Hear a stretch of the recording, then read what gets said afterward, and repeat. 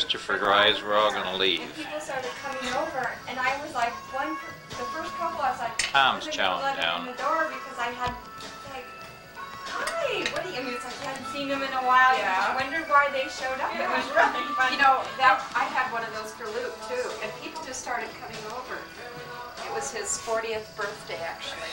Luke's 40? I mean, many years ago. That was 20 years ago. And First one. actually, I had made Number one. ice cream, and Only 7 o'clock. well, how many people did you invite to come over? Well, you know, they just started. Finally, he just sat there and he didn't. So nervous. It's kind of good. Just have Hey, what's going on? A lens cover. Guess what? Wild.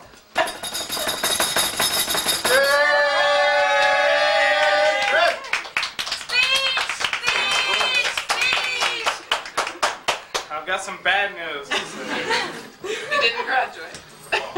Who knows? Well, we know. Yeah. That's okay. We'll have another party. We're not gonna That's go irrelevant. That's a good excuse. Oh, well, we might as well party. All right, party. Drug beer. We can handle that. Got the spotlights on you. Great.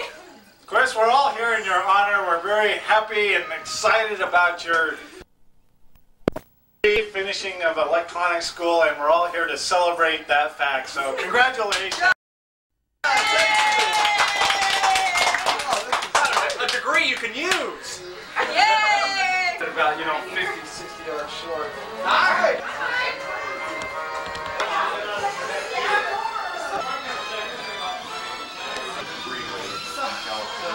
It might get slower to take. Is that if you're getting shy on it? They just said the average speed in the freeway.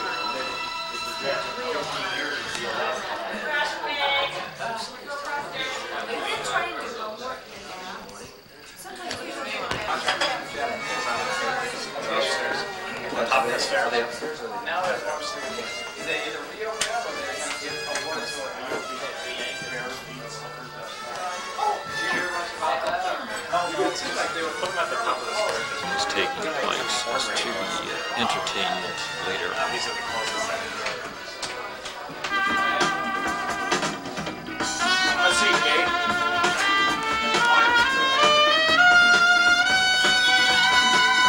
What should I? Suppose y'all want anything to commemorate, to honor, to remember, to reminisce, and have fun, we hope. At the expense of no one, but perhaps at the expense of someone to some degree.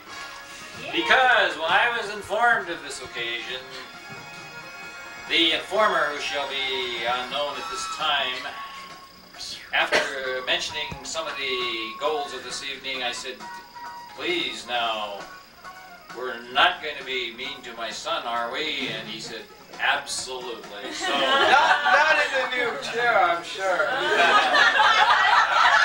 I feel pretty safe.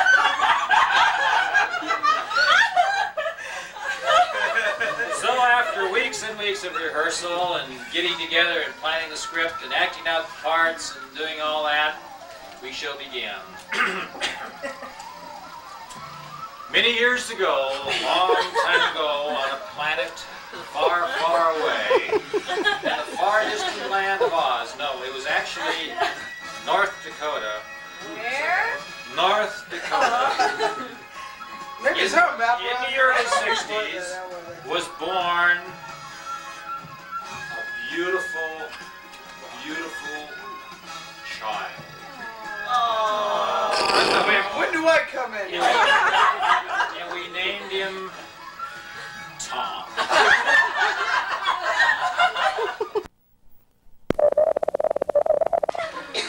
How's that for a start, Chris?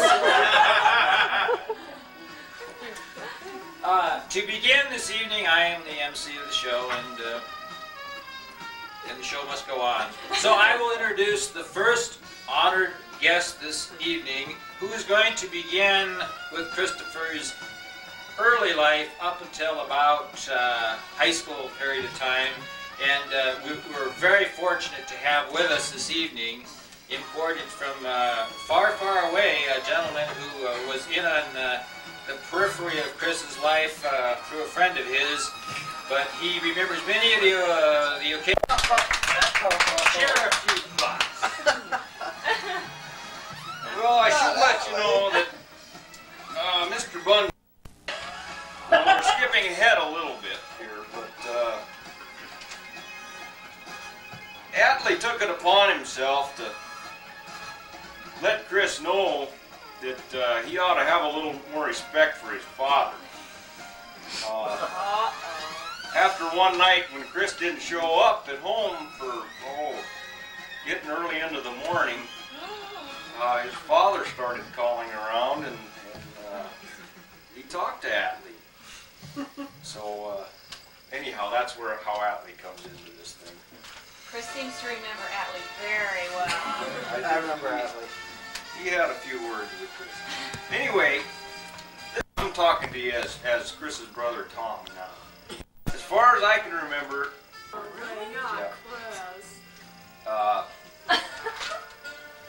and that's what I want to kind of concentrate a little bit on. He's always beaten me in everything I've ever done. I've always been the big brother, and I've always been a little bigger and maybe a little stronger. That beat me up. Well, I'll tell you, those were even close. Basketball, you know, we used to shoot horse and pig, and I could never come close to beating.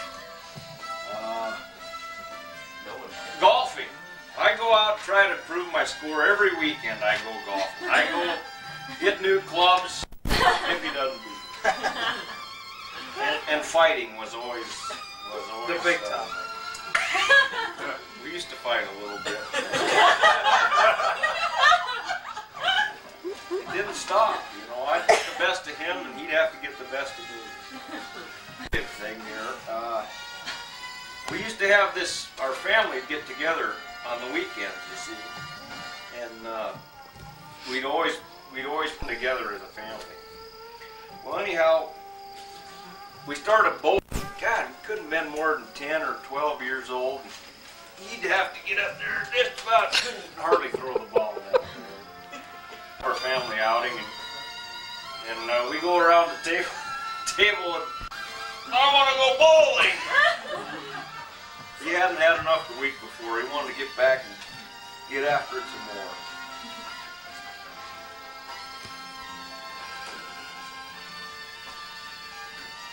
I need to read a little letter here, and this is a letter that Chris wrote when he was 10 years old. And Hear it. my folks were going through and found it kind of expresses a little bit of that competitive. It says, it's to a guy named Calvin, and this guy was played for the Broncos. Must have been dear 10 years old, and I'm only 4 feet. I'm pretty good at football. Everyone calls me little because I think that you're a real good player. I think people small like me and you shouldn't be made fun of. Every Thursday and discuss our problems. I would like to tell you my problems in a letter. And maybe you could tell me your problem. And maybe we can address. Please write. But I thought that was kind of neat. Oh, that's good. Why didn't you ever mail that letter, Chris? Maybe that's a photocopy. Maybe It's the first draft. No, but Chris has he has a competitive edge. He'll get out and get a job. When?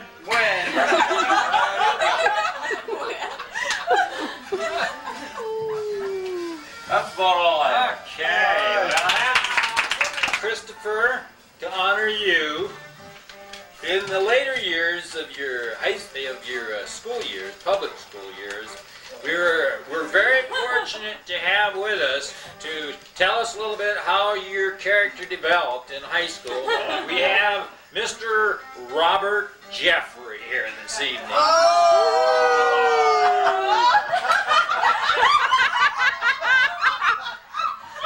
Oh no! Well, as you know, I was Chris's band director. school. And of course, he was always screwing around a lot, so I had to holler at him a lot. I hollered at everybody a lot. But I've been talking to a few of his playmates and his colleagues at work, and he started working back at that point, and have come up with a few stories about his life and times of then. I remember one time, this is actually probably a little bit older in high school, but he went out and was partying real well one night, and the next day, unfortunately, he wasn't feeling the best of sorts. And he ended up in a pool room and saw this wheelbarrow there, and ended up curling up in this wheelbarrow and falling asleep. Of course, no one found him for hours later, and we come in, and there he is, all curled up happy and nice in this wheelbarrow. It was raining! And he was sleeping. Again, another good time was like, he, again going with his competitiveness and everything, he was really protective of his stuff, you know, he's really very protective of a lot of things. And we have a pool, of which it's like, it's not our pool, it's Chris's pool. And so, it was his birthday one day, which happens to be August 1st, and that's the only way I remember my anniversary. It's the same date. But we have this tradition of basically throwing people in the pool, and being that Chris was well aware of that tradition existed, we had to figure out a way in order to get him over to the pool. Thus came the way. And being that it was his pool, and he was very protective of Sam, what happened was that we seen him coming up towards the office, and so we got on the phone, pretended like we're on the phone, and says, "You're kidding! No, no way!" Slammed the phone down just as he's walking in the door and sees him, and goes, "There's someone over messing with the pool! They're tearing it up!" And of course, the first one out the door is Chris. So we get over to the pool, and you know, there's 8 or 10 of us, and we're all looking at each other, knowing exactly what's going to happen. Chris is looking around to see what damages have occurred. And as he's looking around, and he does this acrobatic stunt of turning 180 degrees in the air, and he's going in the pool, he says, "Bye!" He goes all the way to the bottom, and to top it all off, then his billfold comes up. Just like this. It comes up, and then he comes up, and he realized what had happened.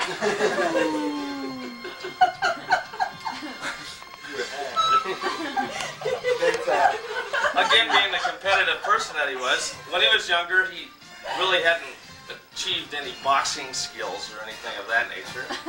Nor had he been in many fisticuffs or fights, which is good. I mean, most children, you don't want to see that. And for some reason, he had learned to fight a different way than most.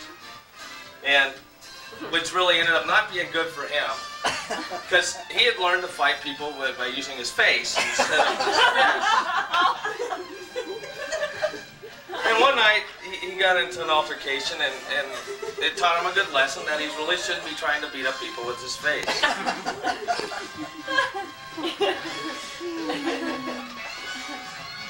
As we move on, Chris is... I'm going to have to get rid of the buzz. Oh no, it's on his tail. Does it? Okay, no problem. under your chin. You're balancing act. The strap isn't long enough to go under my chin. It goes well under my nose. Okay. All right. As everybody knows, Chris has had numerous vehicles throughout his life. One of which was, in fact, I don't know all of them myself, but one was the tuna boat, which happened to be this huge Chrysler. And the next one was the love of his life. A little black car that got littler over time.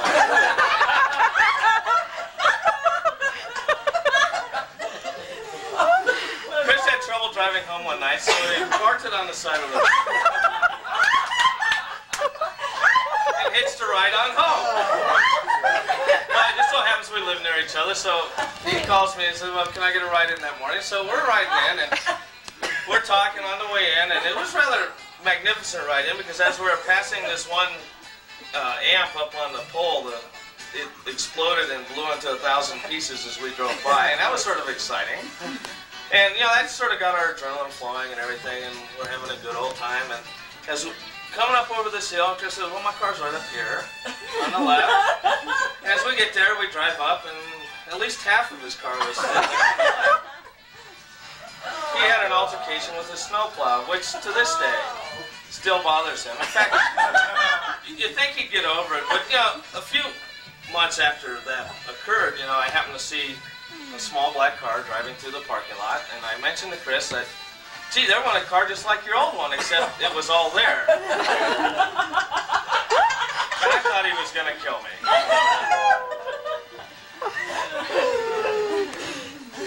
Glad you didn't bring it up tonight. It still rubs a little salt in with it.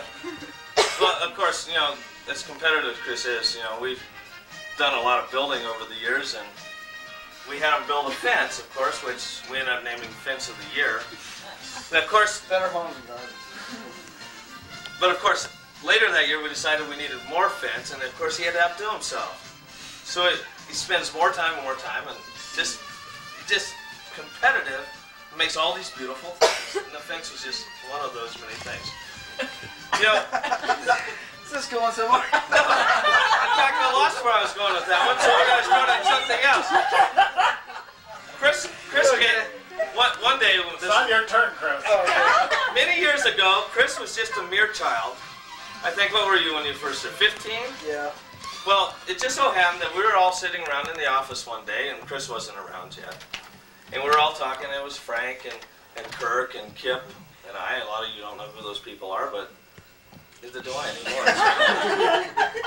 But we're talking about we need some more help, so we're thinking about it. And Kirk goes, well, I have a neighbor kid that would like to work. And to this day, I'm still wondering who that kid is.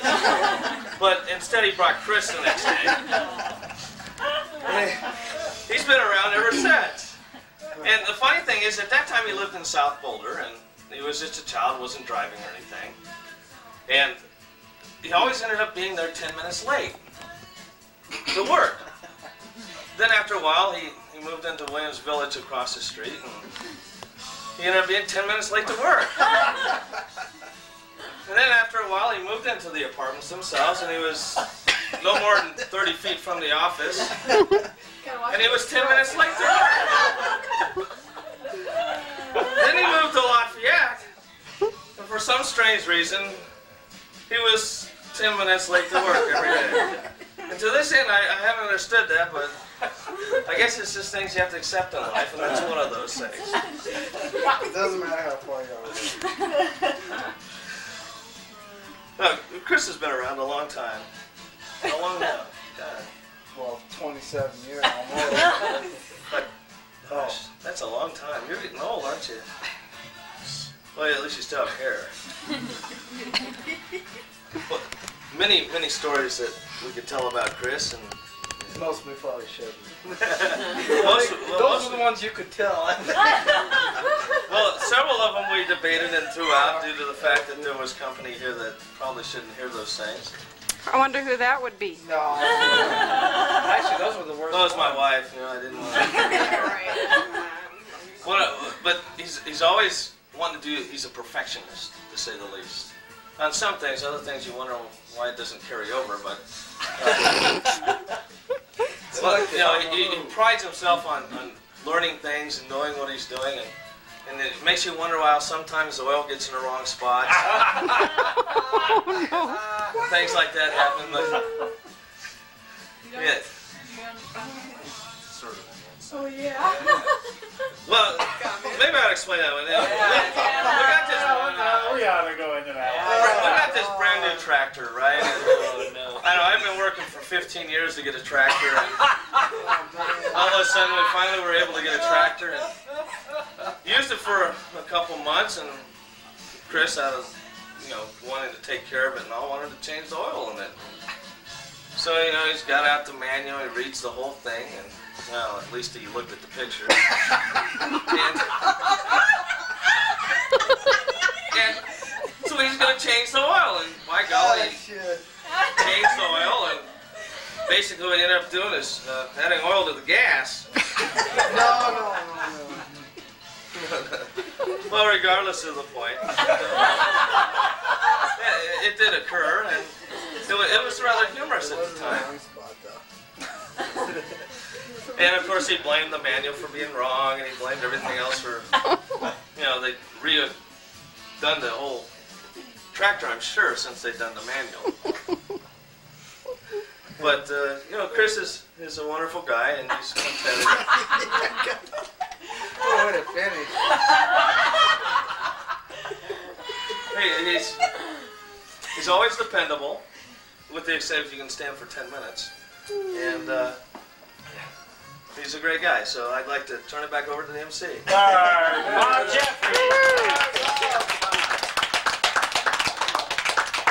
Well, Bob mentioned that Chris was late to work, and for years and years and years, we always had dinner at home at about 5:30 in the evening, and Tom would be on time, and Angie would be on time, and Roberta's brother lived with us, and we were all there. We'd sit down to dinner at 5:30, but Chris always had to work late, so he never got there until 6:30, so we always thought, well, that's okay. Chris is a hard-working young man, and he goes to school, and he works, and that's okay. And after about 3 or 4 years of this, Tom said to me one night, he said, you know, Dad, he said, Chris really gets off work at 5 and he drinks beer till 6:30. But I don't think that's true. Being his father, I said, Tom, that's a terrible thing to say about your brother. We do have a few more honored guests that are here this evening, and this one person that's here, it's really an honor to have her here this evening because I've heard so much about her. Has such a tremendous personality, and every now and then Chris just refers to her with the greatest awe and reverence. And so, Chris, this was difficult to do, but here tonight, here in Louisville, Colorado, USA, you are going to have the honor of having a person share a part of your life who you've honored and revered for so long. May we have, please, Mrs. Nussbaum.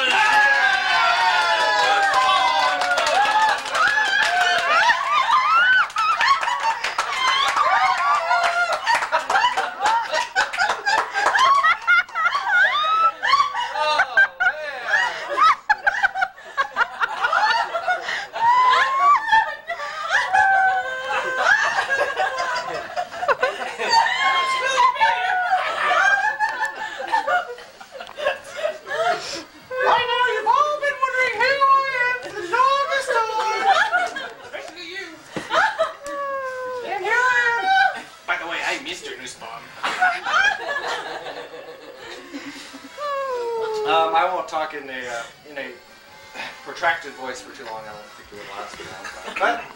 But anyway, Nice day. the new spawn voice. E equals MC squared.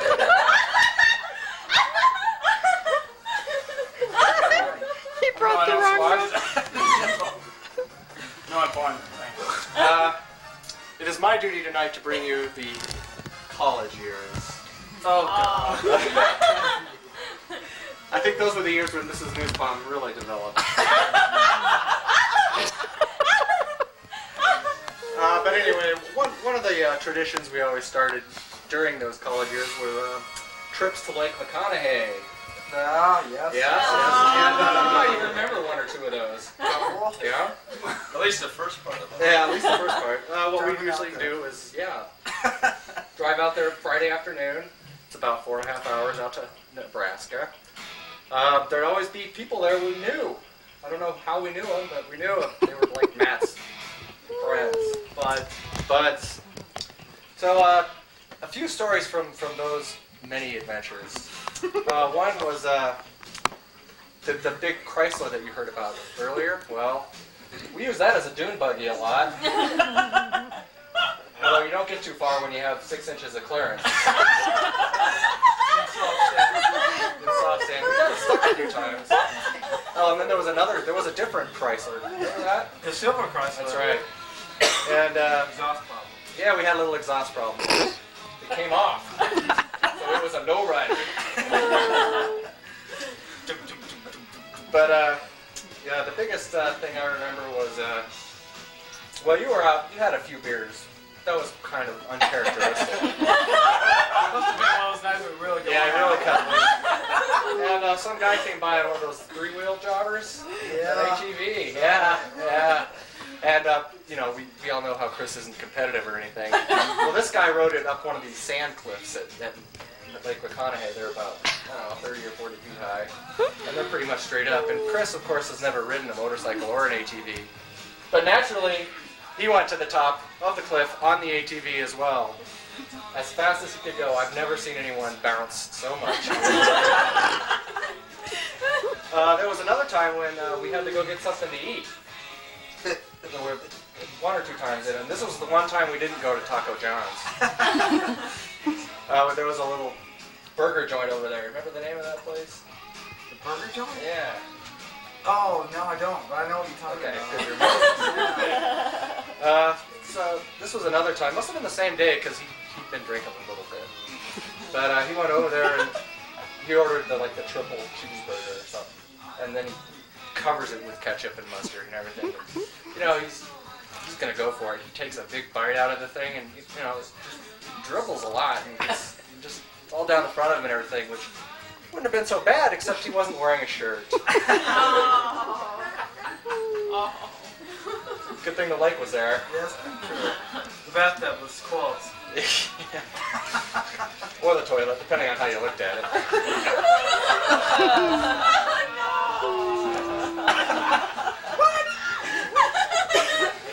Well, there was a time you grabbed that stick in the water, too. We won't go into that. Oh, it's got to stay on, Chris. Now we won't go into that. Okay. Is your lap getting tired? Nope, nope. Good. I've always wanted to sit in your lap. I had to put this on to do it. Alan, I didn't know. Truth is out. A few other stories came from our adventure that we had in Europe. Oh, no kidding. And as I understand, Chris is the only employee at Canyon Creek who has been able to take a month off and come back. But I remember one particular adventure when we were out there and we decided we were traveling down the Rhine, and along the Rhine there's kind of mountains, hills on either side, and there's castles built on top of the hills. And so we decided to go explore one of these castles. And so we stopped the car and kind of parked it and found this path that goes up to this castle. And we were thinking, yeah, we're being explorers. This is great. There's no one else on the path. And there's no one else around, and we're starting to find the ruins to this castle. And we get to the top, and there's a road and a snack bar, and we can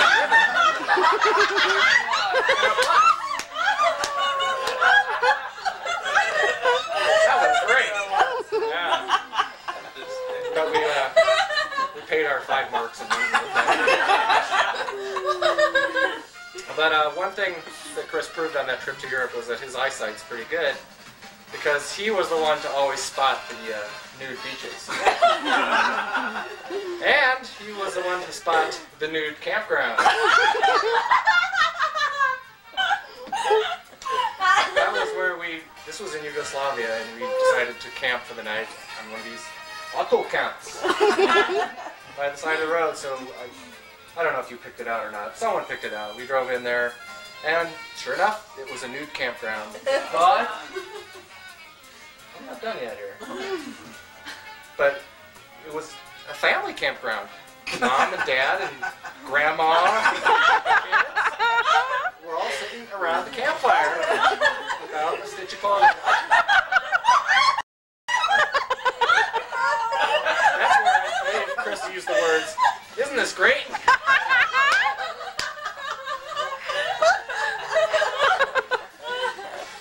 But we left. Only because they were full, really. Yeah, that's true. We would have stayed.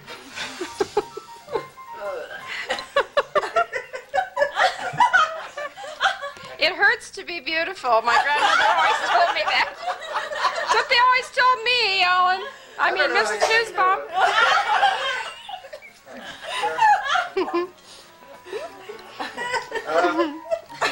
One final category that I'd like to go into a little bit is when we spent some time living in the dorms. Barb, you may appreciate these stories. I remember one time Chris had fallen asleep, and this was when our good buddies Ken still lived there, and Jeff McVeal was over that night too, I believe, and Chris was sleeping on the top bunk, and we decided to wake him up. Soundly. So the first thing, it was winter outside, so the first thing we did was open the window and turn off the heat, and you know, let's face it, Chris wasn't sleeping, he was passed out on top of the Don't sugarcoat it. And nothing but his skivvies, and we must have got down to about 15 degrees in that room. He didn't stir. Let's see, what was the next thing we did? Oh, that's right. We took every piece of furniture in the room and we put it on top of it. We had the chairs, we had the desks, the drawers, we had everything on top of it. You know, he didn't wake up. He was sleeping. So finally... Barely. So finally, this was Jeff's great idea, is take the telephone and put it next to his ear, and put a little toothpaste on the earpiece. And then we went downstairs and called the room. And it took about 5 minutes. But he did finally answer the phone. And I don't believe it was until the next morning until you realized the toothpaste. I washed my ear. I don't know, did you wash your ear or did you just brush it? I scooped the toothpaste out of my ear and then brushed my teeth. Oh, okay. There was another time when, for some reason, you were in your underwear again. I don't know. And that was it. You know, I like that. I guess so.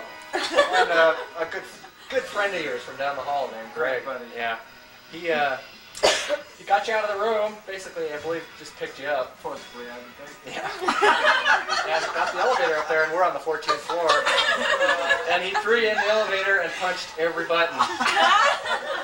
And Chris, being the brilliant kind of guy he is, didn't get out at the next one and run to the stairs and come back up. He rode the elevator every single floor in his underwear. I think he met some good, nice girls that night. Made a lot of money. Of course, you all might be wondering how Chris chose his major. Computer science, philosophy, kind of an interesting combination. Well, there's a story for that, I think. If there isn't, we're going to make one up. One year he had, well actually I think it was every year, but this particular year he had forgotten to send in his deposit. And you show up for classes in August and you don't have any. And guess which classes you got? Philosophy and computer science. A career was born. Let's open. But I think maybe you're on the right track now, and we got this electronics thing going. And so I'm going to bring all my broken TVs to you now, and we'll be set. And that's pretty much it for Mrs. Newsbaum. Any questions? You look splendid.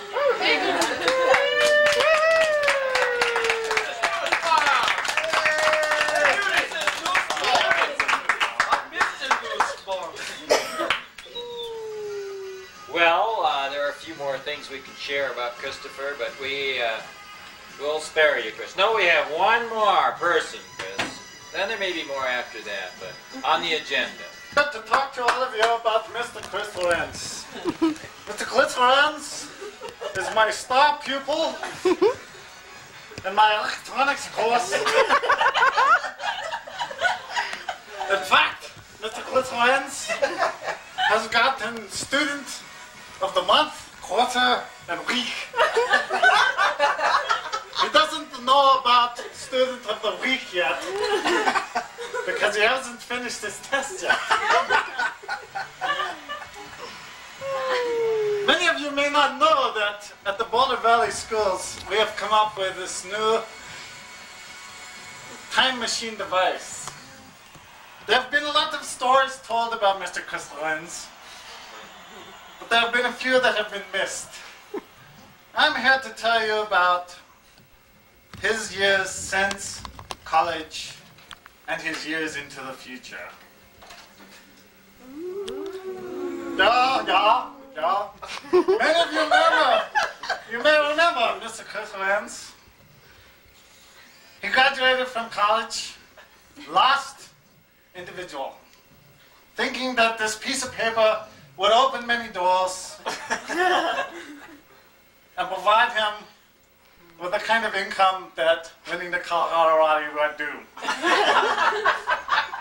What was that? I understood it perfectly. Colorado. However, this did not happen. And he was left at Canyon Creek Apartments. Much to his dismay. And instead of following on into computer science, philosophy, whatever that may be, he was left with a new attitude. This attitude lasted for about 1.5 years, and it was not designated by these kind of glasses. However, it was designated more or less by these kind of glasses. After about 1.5 years, all we heard from Mr. Chris Lorenz was chug beer. Chug beer, chug beer, chug beer. Now, through his intimate contacts at Canyon Creek Apartments, Look, he's taking your advice. well advised. His immediate supervisors encouraged him to enjoy their accomplishments, to join them in joining the JCs.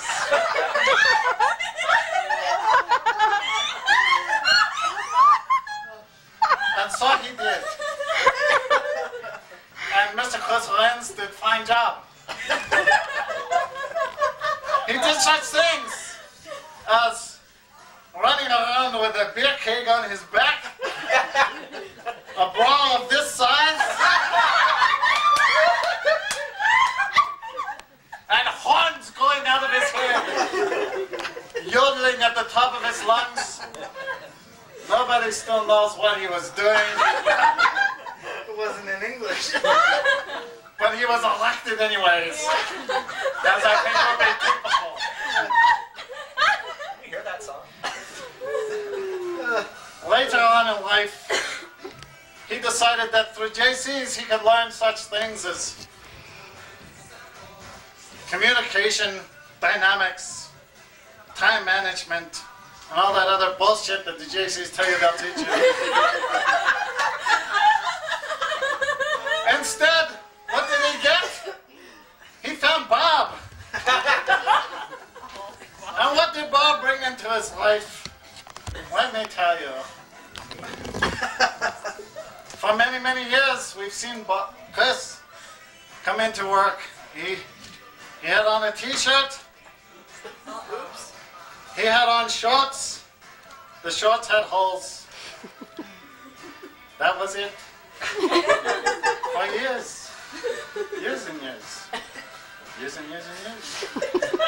Then Bob came into his life. She says, "Oh my God. There must be more to this."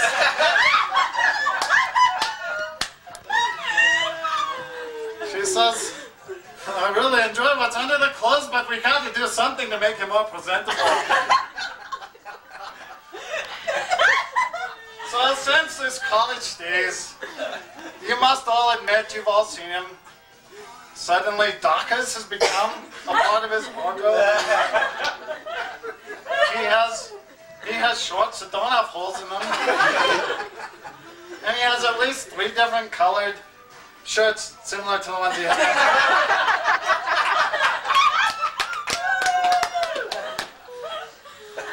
Through JC's though, I must admit that Chris has learned many different things. He has learned how to speak. God knows how he's learned how to speak.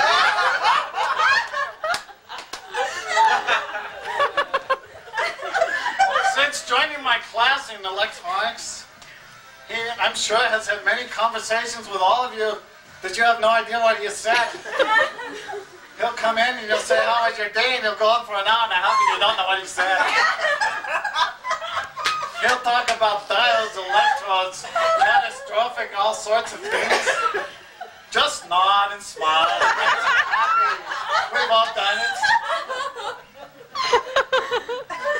The truth of the matter is, though, that Mr. Lorenz joined my class because he had the monkey on his back. As I have also. Chris, you have done the right thing. Pursue what you have gone after and make something of yourself. There have been many stories here that have been passed over. Many things that we could go into. One though I must address.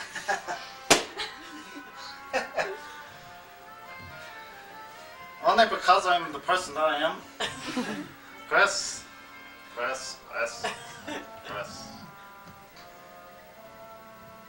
Of all the beers you have chugged, of all the costumes you have worn,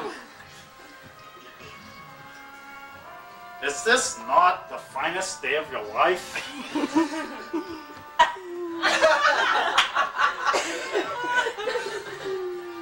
And aren't we so happy to have you here? Ladies and gentlemen, we are here to honor Mr. Chris Lorenz for the enjoyment he has brought into our lives, each individually and together. Ladies and gentlemen, let's give a hand to Mr. Chris Lorenz.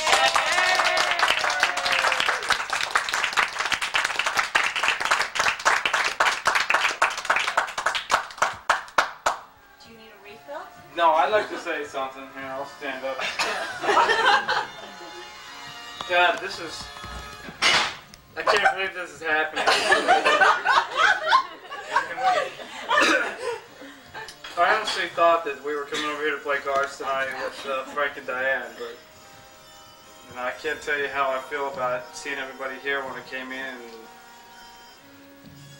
I've said this many times before. I've even won competitions on speaking about this topic before in JC Speak Up topics, and that particular topic was the greatest thing in life. I mean, what is the greatest thing in life? And that whole morning, I was like the last one to go on to speak that day, and the whole morning I was thinking about, you know, what I was going to say and all this stuff, and all these people came up to me, friends of mine, of course, that were down there at the conference, and kept talking to me and reinforcing me about, you know, just you'll do great and all this stuff, and I was in it, and the more I thought about it, the more I thought about how those people who were cared about how I was going to do, how much they cared about me and how much I cared about them, and that basically spelled out my topic at that point. You know, the best thing in the world is to have people who can be your friends, and that's what I spoke about that day, and I won the competition just because I could speak so freely about it, and I mean, obviously I feel the same way about it right now. You know, there's nothing better to come into a room, whether you're going to be playing cards with 3 of your best friends or you're going to have 15 or 20 of your best friends there. God, and you guys have put so much work into this and, you know, come up with these stories, and they're all pretty much true. I mean, I like to dispute a couple of them. I mean, wow, there's nothing that can make you feel this good. I mean, I'd like to thank all of you. I mean, you've gone through a lot of work for this, and I hope everybody else is having a good time too. Because I hope everybody else has as good of a time with this group as I do. Because there's nowhere I'd rather be than with a group of people like this. I'd just like to say thank you to everybody, and I appreciate it. It's a great party, man. Let's party. Chug beer! You mean you'd rather be with us than with the best Then with people the in the finest world? people on earth.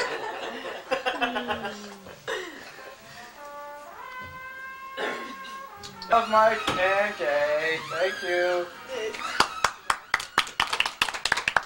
And it's got a map on the cover You here, don't get lost. so I can figure out where North Dakota is. Where? Is that in Africa? Somewhere up North Africa. Sounds like our Trivia Pursuit answers.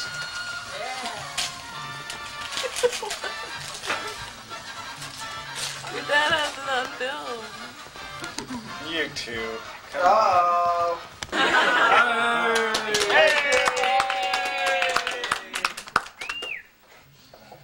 According to the stories, that fits pretty well. But, true or not. But it's in the past Oh, no. tense. That's Chris, all that made up. party. Those, you guys really hand those up pretty well. You guys.